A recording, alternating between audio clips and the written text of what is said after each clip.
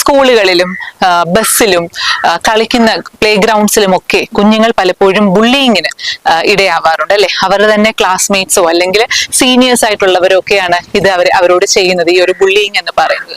പലപ്പോഴും മാതാപിതാക്കൾ ഇത് കുട്ടികളുടെ തമാശയായിട്ടൊക്കെ കണ്ട് ഇതിന് വലിയൊരു വാല്യൂ നമ്മൾ കൊടുക്കാറില്ല. നമ്മുടെ കുട്ടി വന്ന് വിഷമം പറഞ്ഞാൽ പോലും നമ്മൾ അതിനൊരു വലിയ ഇമ്പോർട്ടൻസ് കൊടുക്കാറില്ല. പക്ഷെ മാതാപിതാക്കൾ മനസ്സിലാക്കേണ്ട ഒരു കാര്യം, ബുള്ളിങ് എന്ന് പറയുന്നത് ഇമോഷണൽ അബ്യൂസിൽ പെടുന്ന ഒന്നാണ് എന്നുള്ളതും അതിന്റെ ഇഫക്ട്സ്, അതിന്റെ ഇമ്പാക്ട്സ് കുഞ്ഞുങ്ങളിൽ വളരെ വലുതാണ് എന്നുള്ളത് നമ്മൾ മനസ്സിലാക്കുക.